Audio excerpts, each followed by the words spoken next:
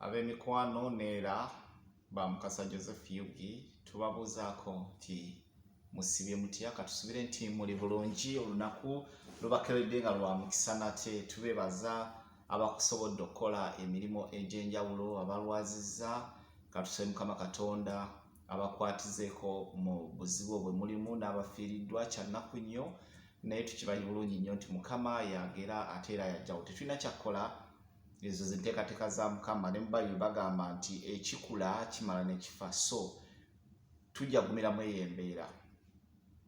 Olwaliro nate aba Mukasa Joseph Yugi tuze ne business eri twin one tugenda kugezaako okugibanyonnyolako akatono but it is easy to start if you have capital. You understand? So we have tuze ne business tugenda kwogera ku business eya gye tuyita tugenda kugamba by'olina okumanya to start tree cutting and timber business in Uganda.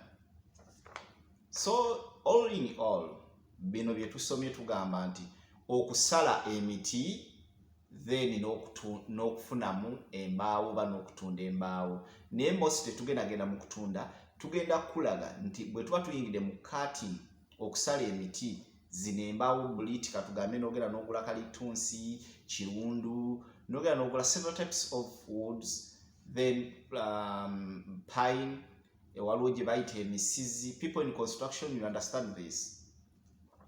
So tugenda banyonyola biki bye weetaagisa okuyingira eno business ey'okusala emiti efuna etya ngenda bbawa buli kimu. Sit down then you try to subscribe on our page Mukasa Joseph Yugi n'abatulaba tweyanziza. So this business all in all, every business needs capital. My dear friend, buli kintu kyonna kye twetaaga okukola kyetaaga capital. So capital bwe twetaaga okubanga tugenda okukola business eno tumwetaaga mu bino ebintu wammanga because we need bino ebintu wammanga okubanga twetaaga okukola business eno. Twetaaga kye tuyita electric saw machine, then twetaaga ne license license, then we need an axe and a panga if we are going to this business ey'okusala emiti. As I told you before, I'm going to tell you how this business bw'osobola ogifunamu nawo sente ki ze weetaaga to start that business. So tugenda kutandika n'ekintu kye tuyita electric saw machine. Nti electric saw machine yeno machine ey'amasannyalaze egendamu amafuta negeneratinga amasannyalaze n'esala emiti. Tugenda kuba tugibalaga within the pictures mujja kuba mugiraba. Eyo machine bwe tugenda kuyama mu kibuga oludda wakatwe wonna we bazitunda empya brand new tujja gifuna ku 1.8M. All in all, we need 4M to start this business. Eno business twetaaga miliyoni 4. Gwe buli kyekusomera mu kideducting ku miliyoni 4. Twetaaga electric saw machine, yeno machine esala emiti. Twetaaga license. By the way, about the license, where are we going to get this license? Because these days tosobola kutambuza nambaawo, tosobola kutambuza miti nga tolina license. So business eno okunyumira naawe n'owulira nga osobola ogikolamu ng'oli comfortable, otegedde okugenda mu ministry ekwasaganya ebibira, forestry, aba forestry oba ministry of forest oba ministry of forest, naye nga tugenda mu forestry abakulu abakulira ebyebibira, then ne tufunayo license eyo. License eyo egenda kuba itukostinga $50,000 per year. Don't think that it in license ogifuna for good mpaka. It's not like that. Tugenda kukwata tugigule license $50,000. Tugenda kukwata tugule embazi n'ejjambiya byeyongere ku mashini eri.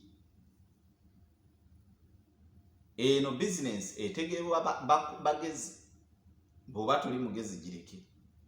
So embazi tugenda n'ejjambiya tugenda bigula $60,000. Omuntu ayinza okubuuza olina mashini embazi yaki n'ejjambiya.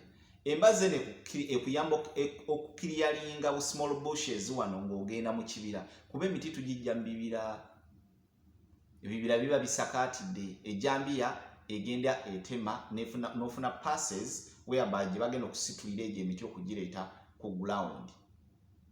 Kati embazi eyo n'ejjambiya tujja bigula emitwalo 6 byombi yawulako wali. Then ekirala tugenda kugera ku transportation. How are you going to transport these things? Abakozi ogenda ba transporting otya? Abakozi tugenda it will depend how you can transport your people. Abamu basobola okukozesa ebigere, abasobola okukozesa eggaali, abasobola okukola emmotoka. So noonya ekikujamu ekyo tekiri included. Tugambye transport depends waba osobola transportinga ki ebintu byo. Ne tujja ku part enda waliwo kye tuyita prominent customers. Bw'omala okuba n'ebintu bino you have to look for these prominent customers. Be baani ba prominent customers? Mashini eno tugenda kugifuna. Bano ba prominent be bana abantu abaagala service ya mashini eno. Be baani? Tuyinayo bano abantu aba hiring, omuntu ng'ayagala genda kumusalira kibira ki. You will earn money. Also nagambye eno business eri tree cutting and timber selling. Osobola okugenda gwe kennyini ne weegulira emiti egijjo ku bubwo n'ogisala n'ojja n'otunda ku kibanda kyo eky'embaawo. Musalamu buliti 6 like that. N'ojja n'otunda ku kibanda. Kati ekyokubiri nti mashini eno bano abantu abookya amanda bafuna agati aganene nnyo nga baagala okugasala as rods ennene baagala okuzisala. Kati whereby ino mashini egenda kujja esale into pieces whereby zisobola okuyingira mu tanuulu ki mu tanuulu eyo. N'ekyokubiri tulinayo bachako bano bachako banners bano abookya amanda ge tukozesa ku chako stoves. Mwe mugalaba bulabi wano nga gatuuse e Kampala gatuuse luddawa mwabagakozesa nga gali mugalaba gali mu form ya charcoal. It is in black in color. People do not know charcoal. It is in black in color. Naye gaba gavudde mu miti. Eje emiti olina okugisala into pieces whereby basobola ogiziika mu ttaka bakumemu omuliro tusobole okufuna agaki amanda. So oyo wa machine asobola okuba nga bw'asala emiti nga bweyegulira ki nga bw'agula osobola okwegulira emiti egijjo. Let we calculate this thing abana kitegera mu kitegere. Osobola okugenda n'ogula, let me give you an example. Omuti ogumu n'ogugula oba ogwa pine oba n'ogula omuti gwa kalitunsi gino eminene egikula egikulidde emyaka nga 5. Omuti ogwo omunene tugenda gugula emitwalo 4. But remember emitwalo 4 twagala kujjamu buliti. If bwe tugula omuti ogwo emitwalo 4 n'okwata mashini yo n'ogenda ogusale tugenda kugusalamu ogwo omuti kuba kati buliti ezifuluma za futi 10. Let we think nti ogwo omuti guliko futi 2 n'okudda waggulu. Tugenda kusooka tusale piece eyo esooka n'enda tusale pieces. It means we are going to get 2 logs. Naye nga buli log eyakalitunsi emu bweti evaamu bu pieces 8.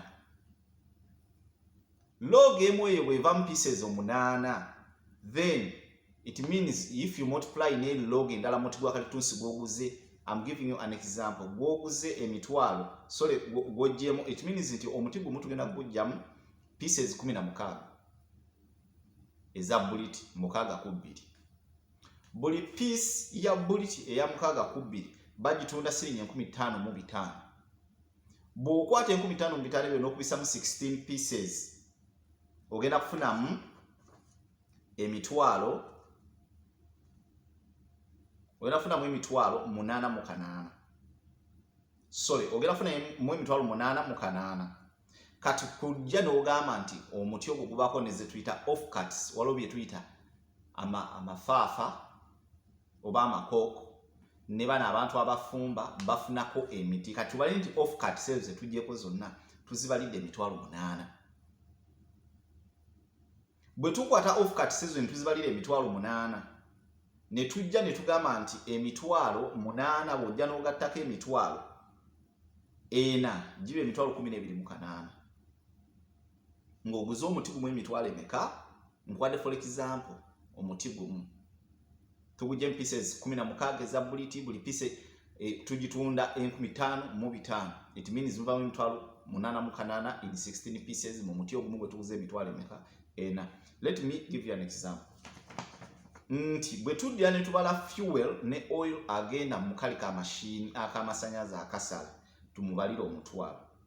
Tubalere emba ku buli muti agenda okukolako 1,500 n'omuntu agenda okusitula oyo okusitula emba emiti egyo gituusa emmotoka weegenda ogijja 1,500 ne tubalamu emitwalo 2.